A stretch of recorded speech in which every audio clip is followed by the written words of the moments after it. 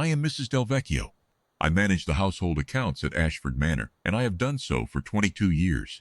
In that time I have observed the Duke in every variety of situation that a man of his position encounters, good seasons and difficult ones, events of public occasion, and the quieter business of the estate. I mention because what I am about to tell you will be understood better if you know I have a long basis for comparison.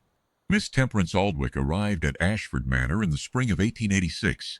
She had been engaged as a botanical illustrator for the estate's natural history publication, a project of considerable scholarly ambition that had been in various stages of preparation for 11 years, and that the Duke's father had begun but not completed. Miss Aldwick had been recommended by a colleague of the Duke's at the Royal Society. She was 24 years old. She was the daughter of a Gloucestershire apothecary. She had no connections of the social variety. I want to describe the first month. Miss Aldwick arrived on a Tuesday with a trunk and a specimen case, and the particular quality of manner that belongs to a person who is entirely focused on the work they have been engaged to do. She was polite. She was not interested in the formalities. She asked where the specimen collections were kept, where the best north light could be found, and whether she would have access to the estate grounds for direct observation. She thanked the housemaid who showed her the studio and went directly to work. The Duke encountered her on the third day.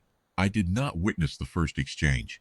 I have it from Mrs. Thornley, who was arranging the hall flowers at the time and who is entirely reliable.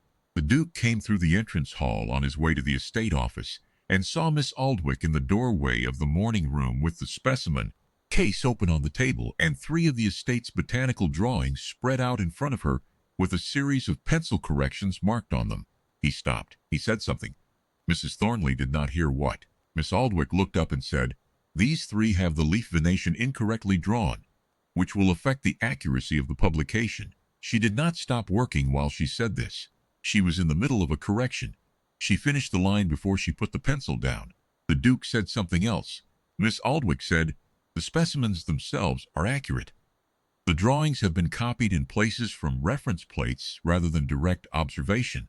You can see it in the venation pattern here. This is the reference convention, not the plant." The Duke said, "The drawings were made by a Royal Society botanist." Miss Aldwick said, "Then he used the reference plates for these 4. The others are direct observation, and they are very good." Mrs. Thornley says, "The Duke looked at the drawings for a moment. Then he said, 'Correct the ones that need it,' she said.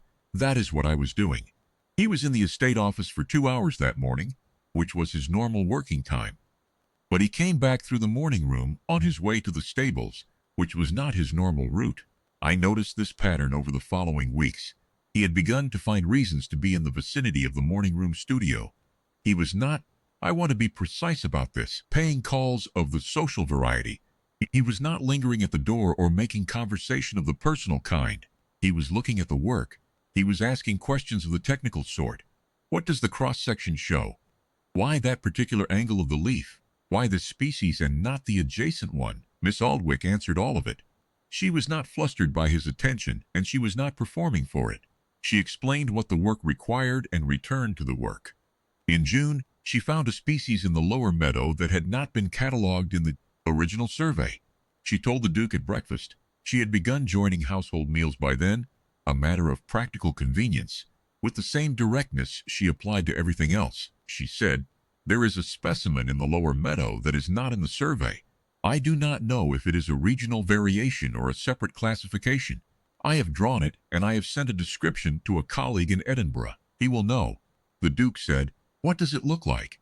She described it for 4 minutes with a precision that was, in my experience at this table, entirely unusual. The Duke listened and then said, "I will come with you to see it." They walked to the lower meadow that afternoon.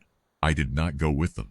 The footman who was nearby reports that they were in the meadow for approximately 40 minutes, and that the conversation was consistent and animated, and that Miss Aldwick spent most of it on her knees in the grass with a hand lens.